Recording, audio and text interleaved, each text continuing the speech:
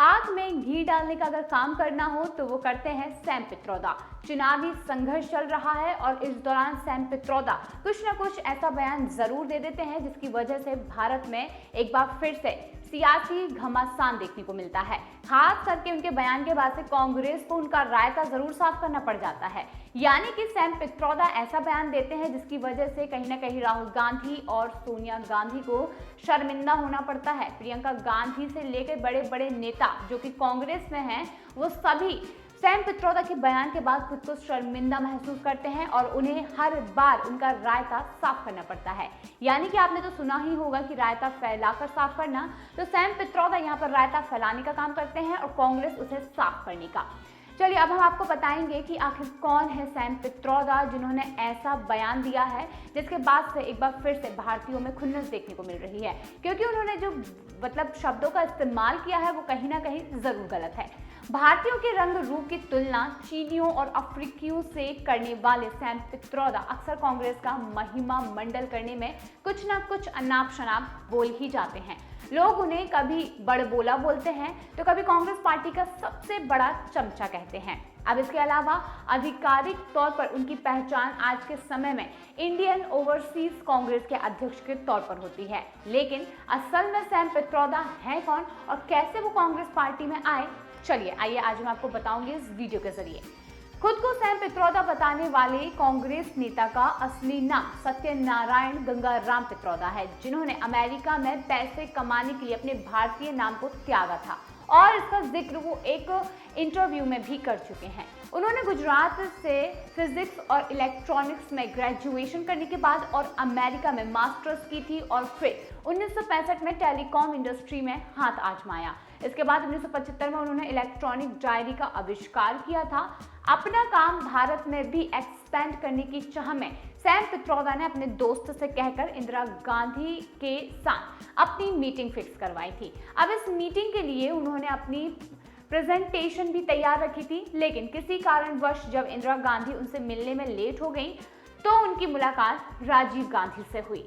अब इस दौरान पित्रोदा ने राजीव गांधी को ग्रामीण दूरसंचार, डिजिटल स्विचिंग के बारे में थोड़ा बताया और तब राजीव गांधी को यह विचार आया कि टेलीफोन की तादाद बढ़ने की बजाय उसकी पहुंच पर ध्यान केंद्रित किया जाना चाहिए। उन्होंने तब इंदिरा गांधी से कहा कि हमें प्रौद्योगिकी को डिजिटल बनाने की जरूरत है और इसके लिए कुछ दूसरे देशों से नहीं खरीदना होगा, हमारे देश में खुद इतना टैलेंट जरूर है। इंदिरा गांधी ने पित्रोदा के इस आइडिया को सुनकर उनकी तारीफ की और यहीं से उनकी कांग्रेसियों से करीबियां लगातार बढ़ती गईं। अमेरिकी नागरिकता मिलने के बावजूद उन्होंने इंदिरा गांधी के कहने पर भारत का रुख किया और यहाँ की नागरिकता तक भी ले ली। लेकिन इसके बाद जब 31 अक्टूबर 1984 को इंदिरा गांधी की हत्या हुई तो राजीव गांधी की सरकार सत्ता में आई और उसके बाद सैम पित्रोदा को पूरा समर्थन दिया गया और उसके साथ ही राजीव गांधी ने अपनी सरकार में पित्रोदा को अपना सलाहकार बनाया गया और इसके साथ ही भारत में इंफॉर्मेशन इंडस्ट्री में बदलाव के लिए दोनों मिलकर काम करने लगे। राजीव ने उन्हें टेलीकॉम, वाटर, शिक्षा जैसे 6 टेक्नोलॉजी मिशन का हेड बनाया था। बाद में राजीव गांधी की हत्या हुई तो सैम पित्रोदा फिर अमेरिका लौट गए। अब उसके बाद उन्होंने एक बार फिर से शिकागो से अपने काम की शुरुआत की और कई कंपनियों को लॉन्च किया। 1995 में सैम पित्रोदा को International Telecommunication Union World Tel Initiative का पहला चेयरमैन बनाया गया, जिसके बाद भारत में उनकी वापसी तब हुई जब 2004 में कांग्रेस की सरकार बनी। तत्कालीन पीएम मनमोहन ने सैम पित्रोदा को फिर से भारत आने का न्योता दिया और इसके बाद मनमोहन सरकार ने उन्हें नेशनल नॉलेज कमीशन का अध्यक्ष बना दिया। 2006 में जब यूपीए सरकार आई तो सैम पित्रोदा को तत्कालीन प्रधानमंत्री मनमोहन सिंह का सलाहकार बनाया गया था और इसके बाद मोदी सरकार 2014 में आई और सैम पित्रोदा कांग्रेस नेता राहुल गांधी की छवि बनाने में लग गए। उन्हें कई बार राहुल गांधी के साथ विदेशों में भी देखा गया और उन्हें सलाह देते हुए भी देखा गया। कई मौके ऐसे भी आए जब उनकी चर्चा विवादित बयानों के कारण से हुई है, यानी कि विवादित कारणों से वो हमेशा चर्चा में रहे हैं। उनका सबसे विवादित बयान 2019 में सामने आया था। उन्होंने प्रधानमंत्री नरेंद्र मोदी की आलोचना करते हुए सिख दंगों के लिए कहा था कि अब क्या है 84 का, भाजपा ने 5 साल में क्या किया, उनकी बात करें।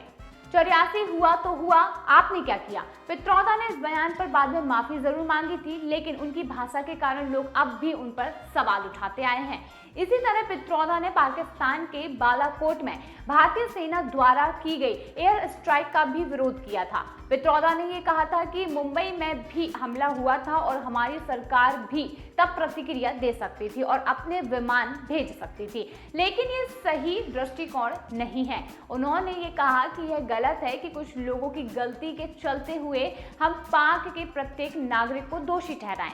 इसके बाद कुछ दिन पहले पित्रोदा ने अमेरिका में लागू विरासत टैक्स तो भारत में शुरू करने की बात कहकर कांग्रेस के लिए मुसीबत खड़ी कर दी थी, और अब उन्होंने एक बार फिर से भारत की विविधता पर बात करते हुए भारत के लोगों की तुलना दूसरे देशों के लोगों से करके विवाद खड़ा कर दिया है।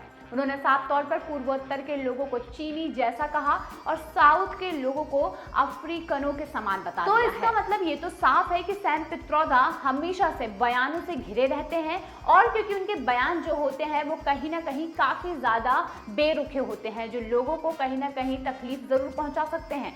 जिस तरीके से उन्होंने भारतीय की तुलना की है, कहीं ना कहीं भारतीयों को ये जरूर महसूस हुआ होगा कि किस तरीके से कोई उनकी तुलना किसी और देश से कर सकता है, लेकिन हर बार कांग्रेस उनका बचाव जरूर करती है, क्योंकि वे कांग्रेस के खास हैं और कांग्रेस उनका बचाव करने जरूर आगे आती है। लेकिन आपको बताते हैं कि सैम पित्रोदा के जो बयान होते हैं वो बड़े ही बेतुके होते हैं, जिसकी वजह से उन्हें हमेशा कांग्रेस को शर्मिंदा ही करना होता है। हालांकि आप खुद देखिएगा उनका वीडियो, जिसमें उन्होंने किस तरीके से भारतीयों को जो दूसरे देश हैं उनसे कंपेयर किया है।